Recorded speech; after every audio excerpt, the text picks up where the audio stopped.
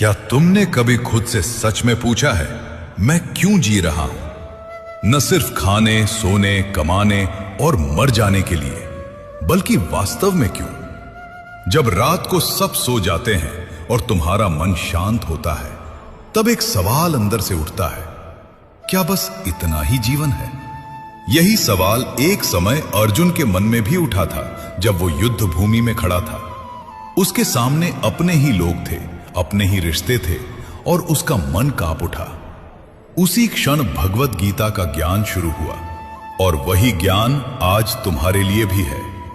जीवन का असली उद्देश्य समझ की शुरुआत सबसे पहले एक बात साफ कर लो, जीवन का उद्देश्य बाहर नहीं मिलता, वो अंदर समझ में आता है। भगवत गीता में श्री कृष्ण अर्जुन से कहते हैं, तुम शरीर नहीं हो, तुम आत्मा हो। यही सबसे बड़ा सत्य है। तुम ये शरीर नहीं हो जो बूढ़ा होता है, बीमार होता है और एक दिन खत्म हो जाता है। तुम वो हो जो कभी नहीं मरता। जैसे कपड़े बदलते हैं, वैसे ही आत्मा शरीर बदलती है। अगर तुम शरीर नहीं हो तो समस्या क्या है? समस्या यह है कि तुम खुद को शरीर मानकर जी रहे हो। तुम सोचते हो, मेरा चेहरा कैसा है, लोग मेरे बारे में क्या सोचते हैं, मेरे पास कितना पैसा है।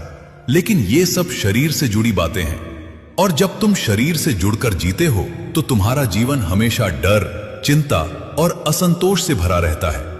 क्यों?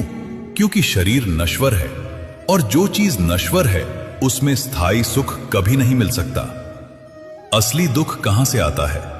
तुम सोचते हो दुख इसलिए है क्योंकि पैसे कम हैं, लोग समझते नहीं, हालात खराब हैं। लेकिन गीता कहती है, दुख का असली कारण अज्ञान है। अज्ञान मतलब तुम्हें यह नहीं पता कि तुम कौन हो। जब तुम खुद को गलत पहचान लेते हो तो जीवन भी गलत दिशा में चला जाता है। एक उदाहरण समझो, मान लो कोई राजा है, लेकिन उसे भूल गया कि वो राजा है। वो सड़कों पर भीख मांग रहा है। अब समस्या क्या है? क्या उसे पैसा चाहिए या उसे अपनी पहचान याद करनी है? स्पष्ट है, उसे अपनी पहचान याद करनी है। ठीक यही तुम्हारे साथ हो रहा है। तुम आत्मा हो, लेकिन खुद को शरीर मानकर जी रहे हो, इसलिए तुम्हें हमेशा कमी महसूस होती है। जीवन का पहला उद्देश्य आत्मज्ञान। तो जीवन का पहला और सबसे बड़ा उद्देश्य क्या है? खुद को जानना। भगवत गीता में यह स्पष्ट कहा गया है, जो व्यक्ति आत्मा को जान लेता है वो जन्म और मृत्यु के चक्र से ऊपर उठ जाता है। अब सोचो, तुम पूरा जीवन बाहर की चीजों के पीछे भागते रहो और अंत में सब खत्म हो जाए, तो क्या यह समझदारी है? नहीं, समझदारी यह है कि तुम पहले यह जानो तुम हो कौन। दूसरा उद्देश्य कर्म को समझना। जब अर्जुन ने कहा, मैं ये युद्ध नहीं कर सकता, तो श्री कृष्ण ने उसे भागने नहीं दिया। उन्होंने कहा, कर्म से भागना समाधान नहीं है। लेकिन ध्यान देना, उन्होंने यह भी कहा कि कर्म करते समय फल की चिंता मत करो। यह बहुत गहरा सिद्धांत है। कर्म का असली रहस्य, तुम हर काम क्यों करते हो? पढ़ाई ताकि नौकरी मिले, काम ताकि पैसा मिले, मदद ताकि लोग अच्छा कहें। मतलब हर काम के पीछे फल की इच्छा है, और यही इच्छा तुम्हें बांधती है। जब फल नहीं मिलता, दुख जब मिल जाता है, डर कि खो न जाए। इसलिए गीता कहती है, कर्म करो लेकिन आसक्ति मत रखो। आसक्ति क्या है? आसक्ति मतलब तुम किसी चीज से इतना जुड़ जाओ कि उसके बिना जी नहीं सकते। पैसा, रिश्ते, सफलता, जब ये मिलते हैं तुम खुश, जब छिनते हैं तुम टूट जाते हो। लेकिन आत्मा को इन सब की जरूरत नहीं है। तीसरा उद्देश्य मन पर नियंत्रण। सबसे बड़ा युद्ध बाहर नहीं, अंदर चलता है। तुम्हारा मन ही तुम्हारा दोस्त है, और वही तुम्हारा दुश्मन भी है। भगवत गीता में कहा गया है, जो मन को जीत लेता है वो जीवन जीत लेता है। मन तुम्हें कैसे भटकाता है? कभी अतीत में ले जाता है, कभी भविष्य की चिंता में, कभी दूसरों से तुलना करवाता है, और तुम समझते हो ये मैं सोच रहा हूं, लेकिन सच में तुम्हारा मन तुम्हें चला रहा है। समाधान क्या है? गीता कहती है, अभ्यास और वैराग्य। अभ्यास मतलब बार बार खुद को सही दिशा में लाना। वैराग्य मतलब अनावश्यक चीजों से दूरी बनाना। अब तक तुमने क्या समझा? तुम शरीर नहीं, आत्मा हो। दुख का कारण अज्ञान है। जीवन का उद्देश्य खुद को जानना है। कर्म करो लेकिन आसक्ति मत रखो। मन को नियंत्रित करना जरूरी है। अब खुद से पूछो, क्या तुम अब भी सिर्फ जी रहे हो या समझकर जीना चाहते हो? क्योंकि जो समझकर जीता है वही वास्तव में जीता है। क्या सही है और क्या गलत? तुम जो आज कर रहे हो, क्या वो सही है या तुम बस वही कर रहे हो जो सब कर रहे हैं? यही सबसे खतरनाक स्थिति है, जब इंसान खुद से नहीं भीड़ से फैसले लेने लगता है। और यही जगह है जहां इंसान अपने असली उद्देश्य से भटक जाता है। अर्जुन का सबसे बड़ा भ्रम, युद्ध भूमि में अर्जुन खड़ा था। उसके सामने अपने गुरु, अपने रिश्तेदार, अपने ही लोग थे। उसने कहा, मैं ये युद्ध नहीं कर सकता, यह गलत है। सुनने में सही लगता है ना? लेकिन यहीं पर श्री कृष्ण ने उसे रोका, क्योंकि अर्जुन जो देख रहा था वो केवल भावना थी, सत्य नहीं। धर्म क्या है? सबसे बड़ा भ्रम तोड़ो। आज हर कोई धर्म शब्द को गलत समझता है। लोग सोचते हैं धर्म मतलब पूजा, मंदिर, नियम, परंपरा। लेकिन भगवत गीता में धर्म का अर्थ है तुम्हारा स्वाभाविक कर्तव्य, जो तुम्हारे स्वभाव, स्थिति और क्षमता के अनुसार सही हो, वही तुम्हारा धर्म है। एक सरल उदाहरण, एक डॉक्टर का धर्म क्या है? बीमार का इलाज करना। एक सैनिक का धर्म क्या है? देश की रक्षा करना। अगर सैनिक कहे, मैं किसी को मारूंगा नहीं, मैं शांत रहूंगा, तो क्या वो सही है? नहीं, क्योंकि वह अपने धर्म से भाग रहा है। तुम्हारा धर्म क्या है? यह सबसे महत्वपूर्ण सवाल है। तुम्हारा धर्म क्या है? क्या तुमने कभी सोचा है? या तुम बस समाज क्या कहता है, दोस्त क्या कर रहे हैं, पैसे कहां मिलेंगे, इसी आधार पर फैसले लेते हो? गलत रास्ता कैसे शुरू होता है? जब इंसान अपने धर्म को नहीं समझता तो वह दूसरों का जीवन जीने लगता है। कोई इंजीनियर बन रहा है, तुम भी बन गए। कोई पैसे के पीछे भाग रहा है, तुम भी भागने लगे। लेकिन अंदर से आवाज आती है, यह मेरा रास्ता नहीं है। यही अंदर की बेचैनी है। गीता का सीधा सिद्धांत। भगवत गीता में एक बहुत गहरी बात कही गई है, दूसरे के धर्म को अच्छे से करने से बेहतर है अपने धर्म को अधूरा करना। इसका मतलब समझो, अगर तुम किसी और का रास्ता परफेक्ट तरीके से चल भी लो, फिर भी वो गलत है। लेकिन अगर तुम अपना रास्ता गलतियों के साथ भी चलो तो वो सही है। क्यों? क्योंकि तुम्हारा धर्म तुम्हारे अंदर से आता है, वो तुम्हारी आत्मा के अनुरूप होता है। और जब तुम अपने धर्म पर चलते हो तब तुम्हें शांति मिलती है। धर्म पहचानने का तरीका। अब सवाल है, कैसे पता करें कि हमारा धर्म क्या है? 3 संकेत हैं। 1, जो काम करते समय समय का पता नहीं चलता, जिसमें तुम खो जाते हो। 2, जो काम करने में डर लगता है लेकिन अंदर से सही लगता है। 3, जो काम तुम्हें अंदर से संतोष देता है, चाहे दुनिया कुछ भी कहे। अर्जुन को क्या समझाया गया? श्री कृष्ण ने अर्जुन से कहा, तुम एक योद्धा हो और युद्ध करना तुम्हारा धर्म है। अगर तुम इससे भागोगे तो तुम सिर्फ युद्ध नहीं हारोगे, तुम खुद को खो दोगे। भागने की आदत सबसे बड़ा दुश्मन।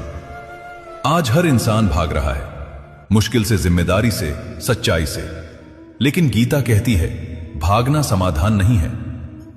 कर्म और धर्म का संबंध। अब एक गहरी बात समझो, हर कर्म धर्म नहीं होता, लेकिन हर धर्म कर्म होता है। मतलब जो तुम करते हो वो जरूरी नहीं सही हो, लेकिन जो सही है उसे करना जरूरी है। सही और आसान में फर्क। जीवन में 2 रास्ते होते हैं, 1 आसान रास्ता, 2 सही रास्ता। आसान रास्ता हमेशा आकर्षक लगता है, लेकिन वह तुम्हें कमजोर बनाता है। सही रास्ता कठिन होता है, लेकिन वही तुम्हें मजबूत बनाता है। मन क्यों भ्रमित करता है? तुम्हारा मन हमेशा आसान रास्ता चुनता है, आराम, सुरक्षा, तात्कालिक सुख। लेकिन आत्मा हमेशा सही रास्ता चाहती है, अंदर का संघर्ष। इसीलिए तुम्हारे अंदर हमेशा संघर्ष चलता है। मन कहता है छोड़ दे, आत्मा कहती है डटे रहो। मन कहता है आसान चुन, आत्मा कहती है सही चुन। वास्तविक जीवन। उदाहरण, तुम पढ़ाई कर रहे हो, मन कहता है मोबाइल चला, आत्मा कहती है ध्यान लगा। अब तुम क्या चुनते हो, यही तुम्हारा जीवन तय करता है। कर्म करते समय सबसे बड़ी गलती, लोग सोचते हैं मैं यह काम कर रहा हूं, इससे मुझे क्या मिलेगा। लेकिन गीता कहती है यह मत सोचो कि तुम्हें क्या मिलेगा, यह सोचो कि तुम्हें क्या करना चाहिए। जब तुम सही कर्म करते हो तब 3 चीजें होती हैं। 1, अंदर शांति मिलती है। 2, डर कम हो जाता है। 3, आत्मविश्वास बढ़ता है। अब तक तुमने क्या समझा? धर्म मतलब पूजा नहीं, कर्तव्य है। अपने धर्म को पहचानना जरूरी है। दूसरे का रास्ता कभी सही नहीं हो सकता। सही और आसान में फर्क समझो। भागना समाधान नहीं है। अब खुद से पूछो, तुम जो कर रहे हो क्या वो तुम्हारा धर्म है या तुम बस भीड़ के साथ बह रहे हो? तुम सोचते हो कि तुम्हारी सबसे बड़ी समस्या बाहर है, लेकिन सच ये है तुम्हारा सबसे बड़ा दुश्मन तुम्हारे अंदर बैठा है। वो तुम्हें दिखता नहीं, लेकिन हर निर्णय उसी के कारण होता है। कभी तुम बिना वजह परेशान हो जाते हो, कभी छोटी सी बात पर गुस्सा आ जाता है, कभी ऐसी चीजों के पीछे भागते हो जिनकी जरूरत भी नहीं होती। क्या तुमने कभी सोचा ऐसा क्यों होता है? यही वो जगह है जहां भगवत गीता का सबसे गहरा ज्ञान सामने आता है। 3 दरवाजे जो जीवन को गिरा देते हैं। गीता में स्पष्ट कहा गया है, इच्छा, क्रोध और मोह, ये 3 ऐसे दरवाजे हैं जो मनुष्य को नीचे गिराते हैं। अगर तुमने इन्हें नहीं समझा तो चाहे तुम कितना भी ज्ञान ले लो, जीवन में स्थिरता कभी नहीं आएगी। 1, इच्छा जो कभी खत्म नहीं होती। सबसे पहले समझो इच्छा क्या है। इच्छा मतलब कुछ पाने की लालसा। मुझे ये चाहिए, मुझे वो चाहिए, मुझे और चाहिए। ये और कभी खत्म नहीं होता। इच्छा की असली समस्या, तुम सोचते हो जब ये मिल जाएगा तब मैं खुश हो जाऊंगा। लेकिन क्या कभी ऐसा हुआ? तुमने एक चीज पाई, कुछ समय खुशी मिली, फिर मन ने कहा अब कुछ और चाहिए। इच्छा का चक्र, इच्छा, प्राप्ति, थोड़ी खुशी, फिर नई इच्छा। यह चक्र चलता ही रहता है और धीरे धीरे तुम इसके गुलाम बन जाते हो। गीता का गहरा सिद्धांत, भगवत गीता में कहा गया है, इच्छा से ही क्रोध पैदा होता है। अब समझो कैसे। 2, क्रोध, इच्छा का अगला रूप। जब तुम्हारी इच्छा पूरी नहीं होती तो क्या होता है? गुस्सा आता है, किसी पर, हालात पर, खुद पर। क्रोध क्यों खतरनाक है? क्रोध में इंसान क्या करता है? गलत निर्णय, गलत शब्द, गलत कर्म और बाद में पछतावा। क्रोध का प्रभाव गहराई से समझो। गीता में एक क्रम बताया गया है, इच्छा, क्रोध, मोह, स्मृति का नाश, बुद्धि का नाश, पतन। इसका मतलब जब तुम गुस्से में होते हो तो तुम सही गलत का फर्क भूल जाते हो। तुम्हारी बुद्धि काम करना बंद कर देती है और यहीं से पतन शुरू होता है। एक वास्तविक उदाहरण, किसी ने तुम्हें कुछ कह दिया, तुम्हें बुरा लगा, तुमने गुस्से में जवाब दिया, रिश्ता खराब हो गया। अब सोचो, क्या वो एक पल का गुस्सा सही था? 3, मोह, सबसे खतरनाक जाल। अब सबसे गहरी चीज समझो, मोह। मोह मतलब किसी चीज या व्यक्ति से इतना जुड़ जाना कि तुम सत्य को देख ही ना पाओ। मोह कैसे काम करता है? तुम्हें पता है कि कुछ गलत है, लेकिन फिर भी तुम उसे छोड़ नहीं पाते। क्यों? क्योंकि तुम उससे जुड़े हुए हो। अर्जुन का मोह युद्ध भूमि में अर्जुन क्यों रुका? क्योंकि उसे अपने रिश्तों से मोह था। वो सत्य नहीं देख पा रहा था, वो केवल भावनाओं में फंसा हुआ था। मोह का सबसे बड़ा नुकसान, मोह तुम्हें कमजोर बनाता है। तुम सही निर्णय नहीं ले पाते, तुम सच्चाई से दूर हो जाते हो, तुम अपने धर्म से भटक जाते हो। तीनों का संबंध समझो, बहुत महत्वपूर्ण। इच्छा से क्रोध पैदा होता है, क्रोध से मोह बढ़ता है, मोह से बुद्धि नष्ट होती है, और जब बुद्धि नष्ट हो गई तो जीवन गलत दिशा में चला जाता है। तो समाधान क्या है? अब सबसे जरूरी बात, इनसे बाहर कैसे निकलें? पहला उपाय, जागरूकता। सबसे पहले यह पहचानो, अभी मेरे अंदर इच्छा चल रही है, अभी मैं गुस्से में हूं, अभी मैं मोह में फंसा हूं। जब तक तुम पहचानोगे नहीं तब तक तुम बदलोगे नहीं। दूसरा उपाय, दूरी बनाना। गीता कहती है, जो चीज तुम्हें बांध रही है उससे दूरी बनाओ। अनावश्यक इच्छाओं से, बेकार की बहस से, गलत संगति से। तीसरा उपाय, मन को साधना। मन को खाली नहीं छोड़ा जा सकता। अगर तुम उसे नियंत्रित नहीं करोगे तो वो तुम्हें नियंत्रित करेगा। इसलिए ध्यान, अनुशासन, सही विचार ये जरूरी हैं। एक गहरी सच्चाई, तुम बाहर की दुनिया को नियंत्रित नहीं कर सकते, लेकिन अपने मन को कर सकते हो। और जिसने मन को जीत लिया उसने जीवन को जीत लिया। क्या इच्छाएं पूरी तरह खत्म करनी होगी? नहीं, गीता ये नहीं कहती कि इच्छा खत्म करो। वो कहती है इच्छा के गुलाम मत बनो। सही स्थिति क्या है? तुम इच्छा रखो लेकिन उससे बंधे मत रहो। तुम काम करो लेकिन उसमें खो मत जाओ। तुम रिश्ते निभाओ लेकिन उनमें खुद को मत खो दो। अब तक तुमने क्या समझा? इच्छा कभी खत्म नहीं होती। इच्छा से क्रोध पैदा होता है। क्रोध बुद्धि को नष्ट करता है। मोह तुम्हें सच्चाई से दूर करता है। इन तीनों से बचना जरूरी है। अब खुद से पूछो, क्या तुम अपने मन के मालिक हो या तुम्हारा मन तुम्हें चला रहा है? तुमने कभी ऐसे इंसान को देखा है जिसके जीवन में सब कुछ ठीक नहीं है फिर भी वो शांत है? और एक तरफ ऐसे लोग भी हैं जिनके पास सब कुछ है फिर भी वे अंदर से टूटे हुए हैं।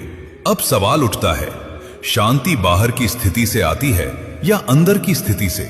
यही वो रहस्य है जिसे भगवत गीता बहुत गहराई से समझाती है। स्थिर बुद्धि क्या है? श्री कृष्ण अर्जुन से एक विशेष प्रकार के व्यक्ति का वर्णन करते हैं। स्थिर बुद्धि वाला व्यक्ति ऐसा व्यक्ति सुख में उछलता नहीं, दुख में टूटता नहीं, लाभ में लालची नहीं होता, हानि में घबराता नहीं। अब सोचो, क्या यह संभव है? हां, लेकिन इसके लिए समझ चाहिए, अभ्यास चाहिए। तुम क्यों अस्थिर हो? तुम्हारा मन हर समय बदलता रहता है, कभी खुश, कभी दुखी, कभी उत्साहित, कभी निराश। क्यों? क्योंकि तुम्हारा मन बाहरी चीजों पर निर्भर है। बाहरी चीजें बराबर अस्थिरता। अगर तुम्हारी खुशी इन पर निर्भर है, लोग क्या कह रहे हैं, तुम्हारे पास क्या है, तुम्हारे साथ क्या हो रहा है, तो तुम कभी स्थिर नहीं रह सकते, क्योंकि ये सब बदलते रहते हैं। गीता का मूल सिद्धांत, भगवत गीता कहती है, जिसने अपने मन को नियंत्रित कर लिया वही स्थिर बुद्धि वाला है। मन को नियंत्रित करना क्यों कठिन है? अर्जुन ने भी यही सवाल पूछा था। मन बहुत चंचल है, इसे नियंत्रित करना कठिन है।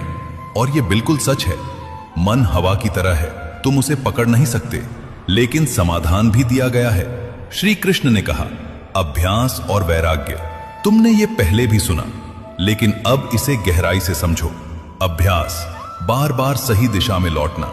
जब भी तुम्हारा मन भटके उसे वापस लाओ, बार बार, फिर से, यही अभ्यास है। वैराग्य, अनावश्यक से दूरी। वैराग्य का मतलब सब छोड़ देना नहीं है। इसका मतलब है जो जरूरी नहीं है उससे खुद को अलग रखना। इंद्रियों का नियंत्रण, असली परीक्षा। अब एक और गहरी बात, तुम्हारी इंद्रियां तुम्हें बाहर की दुनिया से जोड़ती हैं। आंखें देखती हैं, कान सुनते हैं, जीभ स्वाद लेती हैं, और यही इंद्रियां तुम्हें भटकाती भी हैं। उदाहरण समझो, तुम पढ़ाई कर रहे हो, अचानक मोबाइल की आवाज आती है, तुम्हारा ध्यान तुरंत भटक जाता है।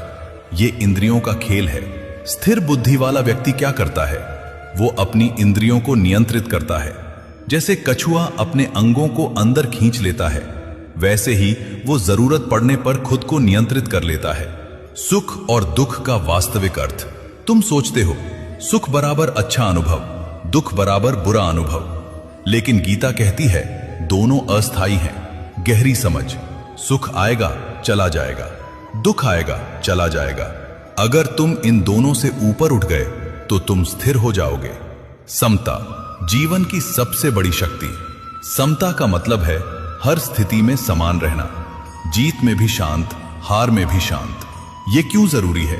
क्योंकि जब तुम सम रहते हो तुम्हारा निर्णय सही होता है, तुम्हारा मन साफ रहता है, तुम गलत रास्ते पर नहीं जाते। अहंकार, सबसे छुपा हुआ दुश्मन। अब एक और गहरी बात, अहंकार। अहंकार क्या है? मैं सही हूं, मैं बेहतर हूं, मुझे सब पता है। अहंकार का नुकसान, अहंकार तुम्हें सीखने नहीं देता। तुम गलती करते हो लेकिन मानते नहीं, तुम गिरते हो लेकिन समझते नहीं। गीता का समाधान, भगवत गीता कहती है अहंकार छोड़ो और स्वयं को जानो। आत्मा में स्थित होना, असली शांति। जब तुम इच्छाओं से ऊपर उठते हो, क्रोध को नियंत्रित करते हो, मोह से बाहर आते हो, अहंकार को छोड़ते हो, तब तुम आत्मा में स्थित हो जाते हो। इस स्थिति में क्या होता है? तुम्हें बाहरी चीजों से फर्क नहीं पड़ता, तुम अंदर से संतुष्ट रहते हो, तुम्हें डर नहीं लगता। एक गहरी सच्चाई, शांति पाना नहीं पड़ता, शांति पहले से तुम्हारे अंदर है, बस तुम उसे महसूस नहीं कर पा रहे। अब तक तुमने क्या समझा? स्थिर बुद्धि वाला व्यक्ति ही शांत रहता है। मन को नियंत्रित करना जरूरी है, अभ्यास और वैराग्य ही उपाय हैं। इंद्रियों पर नियंत्रण जरूरी है, सुख दुख अस्थायी हैं, अहंकार सबसे बड़ा बाधा है। अब खुद से पूछो, क्या तुम्हारी शांति बाहर की चीजों पर निर्भर है या तुम उसे अपने अंदर खोजोगे? अगर तुम्हें सब कुछ मिल जाए, धन, सफलता, नाम, सम्मान, तो क्या तुम पूरी तरह संतुष्ट हो जाओगे? सच बोलो, कुछ समय के लिए हां, लेकिन हमेशा के लिए नहीं, क्योंकि तुम्हारा मन हमेशा कुछ और ढूंढता रहेगा। और यही संकेत है, तुम किसी ऐसी चीज को खोज रहे हो जो इस दुनिया में है ही नहीं। यही वो बिंदु है जहां भगवत गीता तुम्हें अंतिम सत्य तक ले जाती है। मोक्ष क्या है? मोक्ष का मतलब क्या है? लोग सोचते हैं मरने के बाद मिलने वाली कोई स्थिति, लेकिन गीता इसे बहुत सरल तरीके से समझाती है। मोक्ष मतलब बंधनों से मुक्ति। कौन से बंधन? इच्छाओं के बंधन, भय के बंधन, मोह के बंधन, अहंकार के बंधन। जब तुम इनसे मुक्त हो जाते हो, वही मोक्ष है। मोक्ष कोई जगह नहीं है, यह समझना बहुत जरूरी है। मोक्ष कोई स्थान नहीं जहां तुम जाओगे, यह एक स्थिति है जहां तुम पहुंचते हो। तुम अभी भी बंधे हुए हो।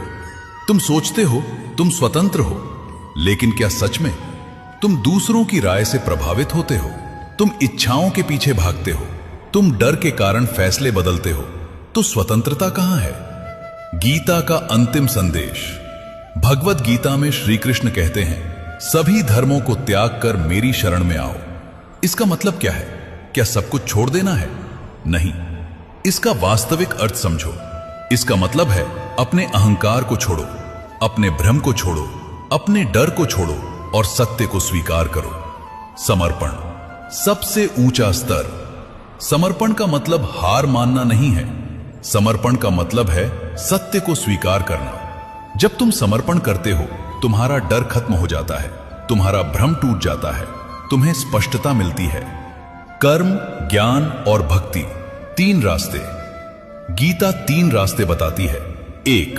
कर्म योग, सही कर्म करना। 2. ज्ञान योग, सत्य को समझना। 3. भक्ति योग, समर्पण और विश्वास। क्या तुम्हें तीनों करने होंगे? हां, क्योंकि ये तीनों एक दूसरे से जुड़े हैं। जीवन में इसे कैसे लागू करें?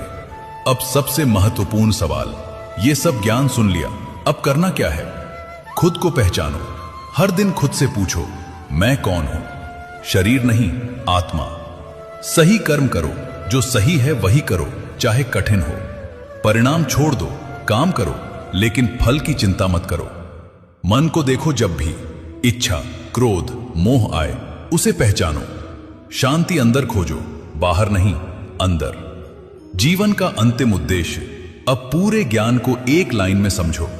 खुद को जानना, सही कर्म करना और बंधनों से मुक्त होना, यही जीवन का उद्देश्य है। सबसे बड़ा भ्रम तोड़ो। तुम सोचते हो मैं बाद में समझ लूंगा, लेकिन सच यह है, समय कभी सही नहीं होता। अगर आज नहीं समझे तो जीवन ऐसे ही निकल जाएगा। एक दिन ये शरीर खत्म हो जाएगा, ये दुनिया छूट जाएगी, सब कुछ पीछे रह जाएगा। तब सिर्फ एक चीज बचेगी, तुम्हारा ज्ञान और कर्म। अब निर्णय तुम्हारा है। तुम दो रास्तों पर खड़े हो। 1. बिना समझे जीना। 2. समझकर जीना। मोक्ष बंधनों से मुक्ति है, यह कोई जगह नहीं, एक स्थिति है। समर्पण सबसे ऊंचा स्तर है। कर्म, ज्ञान और भक्ति जरूरी हैं। जीवन का उद्देश्य खुद को जानना है। अब खुद से पूछो, क्या तुम ऐसे ही जीते रहोगे या सच में समझकर जीना शुरू करोगे? अगर इस ज्ञान ने तुम्हें अंदर से हिला दिया है, अगर तुम्हें लगा कि आज तुमने कुछ सच में सीखा है, तो इस ज्ञान को यहीं मत छोड़ो, इसे अपने जीवन में उतारो। और अगर तुम चाहते हो कि ऐसा गहरा ज्ञान तुम्हें लगातार मिलता रहे, तो इस चैनल को अभी जुड़ जाओ, ताकि अगली बार जब ऐसा सत्य सामने आए तुम उसे मिस न करो, क्योंकि ज्ञान वही है जो जीवन बदल दे।